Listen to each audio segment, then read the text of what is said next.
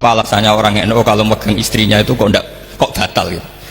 Wong istrinya digauli saja boleh, masa megang itu batal gitu? Saya pernah didebat sama salah satu kelompok ormas tertentu. Bapak, apa alasannya orang NU kalau megang istrinya itu kok batal gitu? Wong istrinya digauli saja boleh, masa megang itu batal gitu? Terus saya jawab, kamu tahu definisi mahram? Nggak tahu ya. Mahram itu orang yang haram dinikah. Yang haram dinikah itu ya ibu, anak, bule, ponaan. Yang haram dinikah itu namanya mahram. Justru istri itu namanya ajnabiyah, orang lain. Makanya boleh dinikah. Jadi statusnya istri itu orang lain, ajnabiyah, sehingga boleh dinikahi. Kalau mahram malah nggak boleh dinikahi. Mereka akhirnya sadar, oh ternyata selama ini keliru. Membahasakan istri mahram itu keliru. Ya terus akhirnya dia jadi Syafi'i dadaan tadi. Pernah juga ada seorang kiai yang kepikiran mau mengharamkan atau menganggap ada fidah kalau orang haji itu rokok. Rasanya kalau kata pakar-pakar kuetar itu cengkeh itu wangi.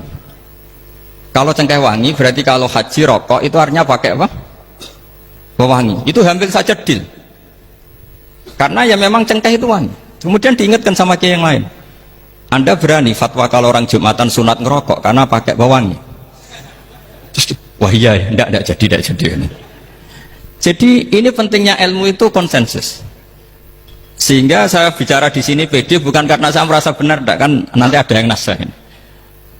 Kalau benar ya sampean dukung, kalau salah ya tinggalkan saja, biasa saja. Karena kalau sampean sama-sama tadi saya sudah bilang tahta topkotin wahidah, kita tahta syekhin wahid, tahta mursyid wahid. Saya pikir ilmu saya dan sampean jauh-jauh lah. Kita beda jauh kan dengan Gus Naji karena beliau alim, bisa ngarang kitab banyak. Kalau saya jenengan kan ya sama-sama nggak jelas gini, ya sudah pokoknya santai-santai saja. Pokoknya rileks saja.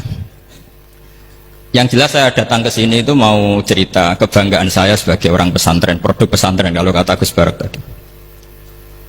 Di kampus itu saya berkali-kali ketemu doktor, profesor, dan mereka umumnya itu orang-orang yang galau, yang gelisah.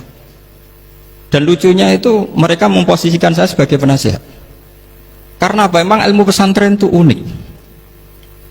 Ilmu yang bisa menjawab problem apa saja. Mereka misalnya tanya begini, Pak Bahak, saya ini orang kampung. Yang bapak saya itu utun, kan? Utun itu lugu.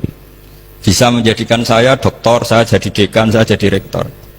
Tapi setelah di kota, dengan sekian ilmu yang saya pelajari dari Eropa, dari Amerika, sekedar anak saya tidak narkoba itu sudah susah, kok ranking nggak dengar anak saya ditangkap BNN itu sudah seneng saya. Artinya apa? Dia sadar ternyata kearifan lokal yang dididik para kiai menjadikan anak-anaknya jadi profesor, jadi dokter. Tapi dengan ilmu kedoktorannya orang menjadikan anaknya ranking itu susahnya bukan main, karena nggak ada kearifan. Ilmu yang mereka anggap adalah dianggap ya, tentu tidak hakikat, eksak saja sebetulnya tidak juga subjektivitas mereka.